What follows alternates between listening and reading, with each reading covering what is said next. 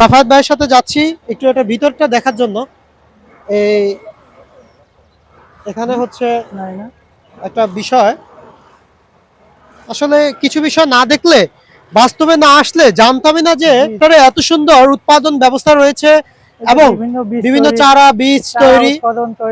আপনারা যারা আমাদের মতো রাজারবাগ হর্টিকালচার সেন্টারে প্রথমবার আসবেন, তারা হচ্ছে আমরা সাফায়াত ভাইয়ের মতো তারা সবগুলো জায়গায় খুঁজে খুঁজে দেখবেন এবং ভিজিট করবেন এবং কমেন্ট গুলো বিভিন্ন ধরনের যাদের আমাদের ভিডিওটা যারা দেখছেন তারা অবশ্যই কমেন্ট করবেন আমাদের কমেন্ট বক্সে এবং জানাবেন যে আপনাদের আর কি কি বিষয় নতুন জানার আছে। চলুন বিস্তারিত জানি। দেখেন বেগুন, উন্নত প্রজাতির একটি বেগুন আর কি। এটা কি 12 মাসি বেগুন? 12 মাসি, জি, এটা 12 মাসি আর কি। এটা 12 মাসি বেগুন। এই যে এই পাশে দেখতে পাচ্ছেন আপনি ফুলকপি, বাঁধাকপি, পাতাকপি। এখানে সাফায়াত ভাই এখানে দেখতে পাচ্ছি এই যে দেখেন আপনার ফল বোধহয় হয়েছে আর কি, অর্থাৎ সবজিগুলো না, এই যে এখানে হচ্ছে বেগুন গাছগুলো। এই সবজিগুলো এখনো পরিপক্ক হয় নাই, সবজিগুলো পরিপক্ক হইলে আর কি এইখানে মূলত পরীক্ষা নিরীক্ষা করা হয় আর কি। অর্থাৎ সাফায়াত ভাই, অর্থাৎ এই যে বিষয়গুলো এগুলো হচ্ছে গবেষণার জন্য ব্যবহৃত হয়, তাই তো?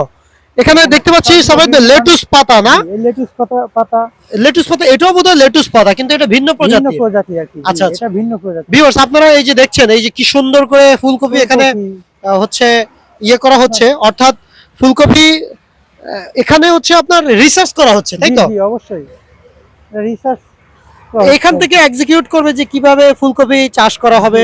এই যে এখানে যে টবের মধ্যে যে গাছগুলো দেখছি, আপনি কি এই গাছটা চিনেন? না, এটা আমার আইডিয়া নাই। এটা বোধহয় কোনো একটা সম্পর্কে জানবো আর কি, বিস্তারিত। আচ্ছা, আরো বিস্তারিত জানবো আমরা, ধারাবাহিকভাবে জানবো। এই যে এই গাছগুলোর ব্যাপারে, এটা এটা আপনার দক্ষিণ আমেরিকার একটি প্রজাতির, দক্ষিণ আমেরিকা প্রজাতির। এখানে ক্যাকটাস গাছ বলে, ক্যাকটাস গাছ বলে, আর বিভিন্ন ধরনের গাছ রয়েছে। আসলে এটা তো মূলতই আপনার বিভিন্ন দেশ থেকে এই বীজগুলো হচ্ছে এইগুলা আর কি গবেষণা করা হয়। তা এখানে তো গবেষণার জায়গাটা অনেক বড়। দেখা যাচ্ছে যে এখানে বিভিন্ন ধরনের গাছ রয়েছে, বিভিন্ন প্রজাতির গাছ, না? এই প্রজাতির গাছগুলো বোধহয় এখান থেকে আমরা যারা প্র্যাকটিক্যালি আসে তারা আগে এগুলা অনুসন্ধান করে, বৈজ্ঞানিক রিসার্চ করে এবং এটার রেজাল্টের উপর নির্ভর করে এটাই এক্সিকিউট করে।